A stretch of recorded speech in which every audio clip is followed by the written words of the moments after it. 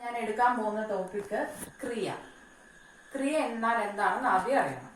അപ്പൊ നമ്മൾ വേറൊരു കാര്യം കൂടെ ശ്രദ്ധിക്കുക. ഇപ്പൊ നമ്മൾ കൃതി എന്ന് പറഞ്ഞാലും വിന എന്ന് പറഞ്ഞാലും ആഖ്യാതം എന്ന് പറഞ്ഞാലും അതെല്ലാം ക്രിയയുടെ വേറെ പേരുകളാണ്. ഇനിയും ക്രിയക്ക് വേറെ പേരുകൾ വരുന്നുണ്ട്.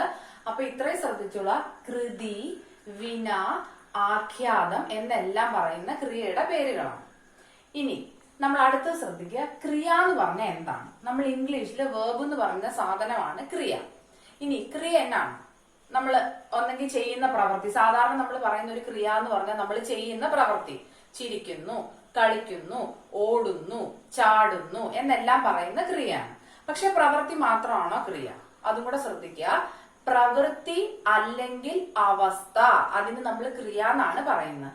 നമ്മൾ ചെയ്യുന്ന പ്രവൃത്തി അല്ലെങ്കിൽ അവസ്ഥേനെയാണ് ക്രിയ എന്ന് പറയുന്നത്. അവസ്ഥ എന്ന് പറഞ്ഞാൽ ഇപ്പൊ എനിക്കൊരു പേന ഉണ്ട്. ആ ഉണ്ട് എന്ന് പറയുന്നത് അവിടെ ക്രിയയുടെ ധർമ്മം ചെയ്യുന്ന വാക്കാണ്. അപ്പൊ ആ ഉണ്ട് എന്നുള്ളതാണ് അവിടെ ക്രിയയായിട്ട് വരുന്നത്. പിന്നെ അവൾ ഒരു അധ്യാപികയാണ്. അപ്പൊ ആണ് അല്ലെങ്കിൽ ആകുന്നു അങ്ങനെ എല്ലാം പറയുന്നതാണ്. അത് പക്ഷെ ഒരു ചെയ്യുന്ന പ്രവൃത്തിയല്ല, പക്ഷെ അത് അവരുടെ അവസ്ഥയാണ്. അപ്പൊ നമ്മൾ ശ്രദ്ധിക്കുക, ക്രിയ എന്ന് പറഞ്ഞാൽ രണ്ടെണ്ണം ഉണ്ട്. ചെയ്യുന്ന പ്രവൃത്തി സാധാരണയായിട്ട് പ്രവൃത്തിയാണ്, അല്ലെങ്കിൽ അവസ്ഥേനെയാണ് നമ്മൾ ക്രിയ എന്ന് പറയുന്നത്. ഇനി അടുത്ത് ശ്രദ്ധിക്കേണ്ട കാര്യം, നമ്മൾ ക്രിയയെ 4 ആയിട്ട് തിരിച്ചിട്ടുണ്ട്. 4 എണ്ണം. അപ്പൊ അത് ഒന്ന് നോക്കുക. ആദ്യത്തേതാണ് സകർമ്മക ക്രിയ. സകർമ്മകത്തിന് തന്നെ വേറൊരു പാട്ടാണ് അകർമ്മക ക്രിയ. സകർമ്മകം, അകർമ്മകം. ആ പേരിൽ നിന്ന് തന്നെ നിങ്ങൾ അത് മനസ്സിലാക്കിയിരിക്കുക. സകർമ്മകം എന്ന് പറഞ്ഞാൽ കർമ്മത്തോട് കൂടിയത്. അകർമ്മകം എന്ന് പറഞ്ഞാൽ കർമ്മമില്ലാത്തത്. ഇനി എന്താ ഈ കർമ്മം എന്ന് പറഞ്ഞാൽ?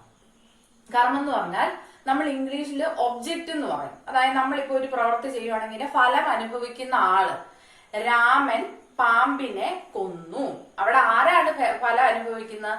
പാമ്പ്. അപ്പൊ പാമ്പ് എന്നുള്ളതാണ് എന്തെന്ന് പറഞ്ഞിരിക്കുന്നത്?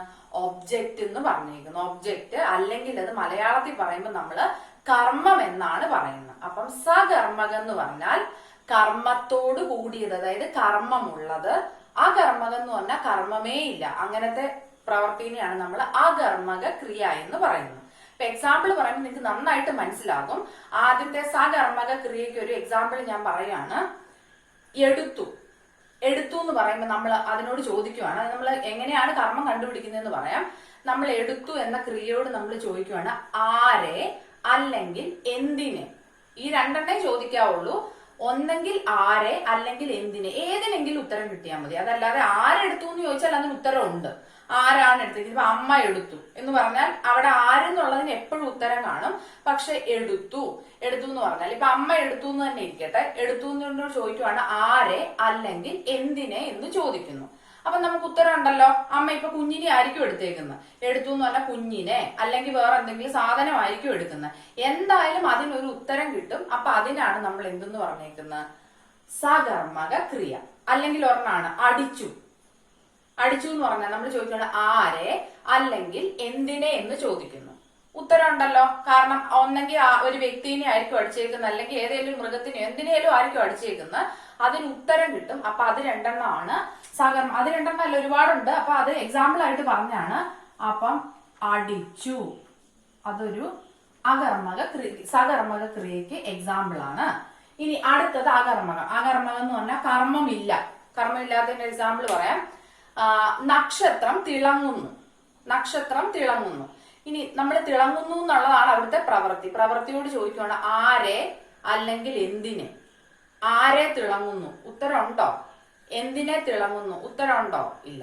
അപ്പൊ അങ്ങനെയുള്ളതിനാണ് നമ്മൾ പറയുന്ന അകർമ്മകം എന്ന് പറഞ്ഞ കർമ്മമില്ലാത്ത. അതിനൊരു എക്സാമ്പിൾ ആണ് തിളങ്ങുന്നു അല്ലെങ്കിൽ തിളങ്ങുക.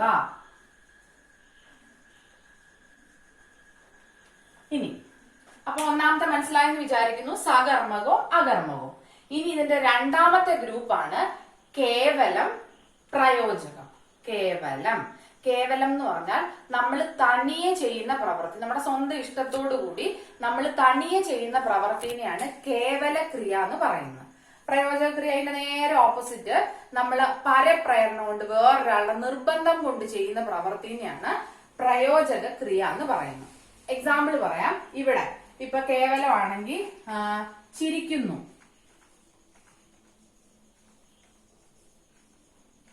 ചിരിക്കുന്നു. ഇവിടെ പ്രയോജകമാണെങ്കിൽ ചിരിക്കുന്നു എന്ന് പറഞ്ഞാൽ സ്വന്തം ചെയ്യുന്ന പ്രവൃത്തിയാണ്, അല്ലെങ്കിൽ എഴുതുന്നു. ഇവിടെ പ്രയോജകത്തിലേക്ക് വരുമ്പോ എങ്ങനെ വരും? ചിരിപ്പിക്കുന്നു. ഇത് പ്രയോജകത്തിന് എക്സാമ്പിൾ ആണ്. ചിരിപ്പിക്കുന്നു. കേവലമാണെങ്കിൽ ചിരിക്കുന്നു. മനസ്സിലായല്ലോ? തനിയെ ചെയ്യുന്ന പ്രവൃത്തി കേവല ക്രിയ, മറ്റുള്ളവരുടെ പ്രേരണ കൊണ്ട് ചെയ്യുന്ന പ്രവൃത്തിയാണ് പ്രയോജക ക്രിയ. ഇനി അടുത്തത് മൂന്നാമത്തെ ഗ്രൂപ്പാണ് കാരിതം അകാരിതം. ശ്രദ്ധിക്കുക, മൂന്നാമത്തെ കാരിതം അകാരിതം. അപ്പൊ നമ്മൾ ശ്രദ്ധിക്കുക, ഇത് കേവല ക്രിയയിൽ തന്നെ, കേവല ക്രിയയുടെ ഒരു ഗ്രൂപ്പായിട്ടാണ് വരുന്നത്. കേവല ക്രിയയിൽ ഇക്കു ഉള്ളത് കാരിതം, ഇക്കു ഇല്ലാത്തതാണ് അകാരിതം. കേവല ക്രിയയിൽ മാത്രം ഇക്കു ഉണ്ടോ എന്ന് നോക്കി. ഇപ്പം എക്സാമ്പിൾ പറഞ്ഞു, പറക്കുന്നു, പക്ഷി പറക്കുന്നു. അപ്പൊ പറക്കുന്നു എന്ന് പറഞ്ഞിരിക്കുന്ന തനിയെ ചെയ്യുന്ന ഒരു പ്രവൃത്തിയാണ്, അല്ലെ? പറപ്പിക്കുന്നു എന്നല്ല പറഞ്ഞ, പറക്കുന്നു എന്നാണ്. അപ്പൊ അത് കേവല ക്രിയയാണ്. ആ കേവല ക്രിയയിൽ ഇക്കു ഉണ്ട്. അപ്പൊ അതിനെ നമ്മൾ എന്തെന്ന് എഴുതാം? കാരിതം എന്ന് എഴുതാം. ഇനി അടുത്തത് പഠിക്കുന്നു. പഠിക്കുന്നു സ്വന്തം ചെയ്യുന്ന പ്രവൃത്തിയാണ്, പഠിക്കുന്നു, കേവല ക്രിയയാണ്. അപ്പൊ കേവല ക്രിയയിൽ ഇക്കു ഉള്ളതാണ് പഠിക്കുന്നു. അപ്പൊ അത് എന്തിനകത്ത് വരുന്നുണ്ട്? കാരിതത്തിനകത്ത്. പറക്കുന്നു, പഠിക്കുന്നു, ചിരിക്കുന്നു, അതെല്ലാം കാരിതത്തിനകത്ത് വരുന്നതാണ്. ഇനി അകാരിതം എന്ന് പറയുന്ന, അകാരിതം എന്ന് പറഞ്ഞാൽ കേവല ക്രിയയിൽ ഇക്കു ഇല്ലാത്തത് അകാരിതം. എക്സാമ്പിൾ പറയുന്നത് കേവല ക്രിയ എഴുതുന്നു, കരയുന്നു, സ്വയം ചെയ്യുന്ന പ്രവൃത്തിയാണ്. എഴുതുന്നു എന്ന് പറഞ്ഞാൽ അതിനകത്ത് ഇക്കു വരുന്നില്ല, വെറുതെ എഴുതുന്നു എന്നാണ് നമ്മൾ പറയുന്നത്. കരയുന്നു, ഇക്കു ഇല്ല. അപ്പൊ അതെല്ലാം ഏതിനകത്ത് വരുന്നതാണ്? അകാരിതത്തിനകത്ത് വരുന്നതാണ്. ഓർത്തോളുക, കാരിതം അകാരിതം. കേവല ക്രിയയിൽ ഇക്കു ഉള്ളത് കാരിതം. കാരണം നമ്മള് പ്രയോജക ക്രിയയിൽ എല്ലാത്തിനകത്തും തന്നെ ഇക്കു വരും. ഇപ്പം ചിരിക്കുന്നു കേവല ക്രിയയാണ്, ചിരിപ്പിക്കുന്നു എന്ന് എഴുതുമ്പോ ഇക്കു ഉണ്ട്, എല്ലാത്തിനകത്തും ഇക്കു വരും. അപ്പൊ ശ്രദ്ധിച്ചോളുക, കേവല ക്രിയയിൽ ഇക്കു ഉള്ളത് കാരിതം, ഇക്കു ഇല്ലാത്തതിനാണ് നമ്മൾ എന്തെന്ന് പറയുന്ന അകാരിതം. കാരിതത്തിന് എക്സാമ്പിൾ ആണ് പറക്കുന്നു. ഇവിടെ അകാരിതത്തിന് എക്സാമ്പിൾ എഴുതുന്നു, പറയുന്നു, ഒക്കെ അകാരിതത്തിന് എക്സാമ്പിൾ ആണ്. മനസ്സിലായ? നാലാമത്തെ ഗ്രൂപ്പാണ് മുറ്റുവിന പറ്റുവിന. ശ്രദ്ധിക്കുക, മുറ്റുവിന എന്ന് പറഞ്ഞാൽ വിന. നമ്മൾ നേരത്തെ പറഞ്ഞായിരുന്നു വിന എന്താണ്? ക്രിയ തന്നെയാണ് വിന എന്ന് പറഞ്ഞിരിക്കുന്നത്. അപ്പൊ മുറ്റുവിന എന്ന് പറഞ്ഞാൽ മുറ്റി നിൽക്കുന്ന ക്രിയ, അതായത് പൂർണ്ണ ക്രിയക്കാണ് നമ്മൾ എന്തെന്ന് പറയുന്നത്? മുറ്റുവിന. അടുത്ത പറ്റുവിന എന്ന് പറഞ്ഞാൽ എന്നായിരിക്കും? പറ്റി നിൽക്കുന്ന ക്രിയയാണ് പറ്റുവിന. അതായത് എന്തിനേലും നമ്മൾ ആശ്രയിച്ച് നിൽക്കുന്ന ഒരു ക്രിയയാണ് പറ്റുവിന എന്ന് പറഞ്ഞിരിക്കുന്നത്. അപ്പൊ നമ്മൾ മുറ്റുവിനക്ക് എക്സാമ്പിൾ പറയുകയാണെങ്കിൽ പൂർണ്ണക്രിയ, പൂർണ്ണക്രിയയാണ് മുറ്റുവിന എന്ന് പറഞ്ഞിരിക്കുന്നത്. അപ്പൊ എക്സാമ്പിൾ പറയുകയാണെങ്കിൽ കണ്ടു, പറഞ്ഞു, ചെയ്തു, അതൊക്കെ പൂർണ്ണക്രിയയാണ്. അത് പൂർണ്ണമായിട്ടുള്ള അർത്ഥം തരുന്നതാണ്. അപ്പൊ അതുകൊണ്ട് അതിനെ നമ്മൾ മുറ്റുവിന എന്ന് പറയുന്നു. ഇനി പറ്റുവിന ശ്രദ്ധിക്കാം. ഈ പറഞ്ഞ തന്നെ കണ്ടു എന്നുള്ളതിന് കണ്ടാന്നാണെങ്കിൽ എന്ത് വരും? പറ്റുവിനയായിട്ട് വരും. അതുപോലെ തന്നെ പറഞ്ഞു എന്നുള്ളതാണെങ്കിൽ എന്ത് വരും? പറഞ്ഞാന്നാണെങ്കിൽ അത് എന്തായിട്ട് വരും? പറ്റുവിന. കാരണം ആ കണ്ട, പറഞ്ഞ, കേട്ട, ചെയ്താന്നൊക്കെ പറഞ്ഞാൽ നമുക്ക് അർത്ഥം പൂർണ്ണമാവില്ല. അതിന്റെ കൂടെ ഇപ്പുറത്ത് എന്തെങ്കിലും വരണം, എന്നാലേ അതിന്റെ അർത്ഥം കംപ്ലീറ്റ് ആയിട്ട് കിട്ടുകയുള്ളൂ. ഇപ്പൊ കണ്ട എന്ന് പറഞ്ഞാൽ എന്താണ്? കണ്ട കാര്യം, അല്ലെങ്കിൽ കണ്ട വ്യക്തി, അല്ലെങ്കിൽ കേട്ട വാർത്ത. കേട്ടാന്നായാൽ അതില കേട്ടു എന്നാണെങ്കിൽ പൂർണ്ണക്രിയയാണ്. കേട്ടാന്നാണെങ്കിൽ ഒന്നെങ്കിൽ കേട്ട വാർത്ത. അപ്പൊ അങ്ങനെയൊക്കെ, അല്ലെങ്കിൽ കേട്ട പാട്ട്, അങ്ങനെ എന്തെങ്കിലും കൂടെ വന്നാലേ അതിന് പൂർണ്ണമായിട്ട് അർത്ഥം കിട്ടത്തുള്ളൂ. അപ്പൊ അങ്ങനെ ഡിപ്പെൻഡ് ചെയ്ത് നിൽക്കുന്നതിനാണ് നമ്മൾ പറ്റുവിന എന്ന് പറയുന്നത്. പൂർണ്ണമായിട്ട് നിൽക്കുന്ന ക്രിയക്കാണ് നമ്മൾ മുറ്റുവിന എന്ന് പറയുന്നത്. അപ്പൊ ഇതാണ് നമ്മൾ ബേസിക് ആയിട്ട് നമ്മൾ ക്രിയയെ തിരിച്ചേക്കുന്ന 4 എണ്ണമായിട്ട്. സകർമ്മകം, അകർമ്മകം. സകർമ്മകം എന്ന് പറഞ്ഞാൽ കർമ്മമുള്ളത്, അകർമ്മകം എന്ന് പറഞ്ഞാൽ കർമ്മം ഇല്ലാത്തതിനാണ് അകർമ്മകം. രണ്ടാമത്തത് കേവലം പ്രയോജകം. കേവലം എന്ന് പറഞ്ഞാൽ തനിയെ ചെയ്യുന്നത്, പ്രയോജകം എന്ന് പറഞ്ഞാൽ പരപ്രേരണ കൊണ്ട് ചെയ്യുന്നത്. അടുത്തത് മൂന്നാമത്താണ് കാരിതം അകാരിതം. ശ്രദ്ധിച്ചോണം, കാരിതം എന്ന് പറഞ്ഞാൽ കേവല ക്രിയയിൽ ഇക്കു ഉള്ളത് കാരിതം, കേവല ക്രിയയിൽ ഇക്കു ഇല്ലാത്തത് അകാരിതം.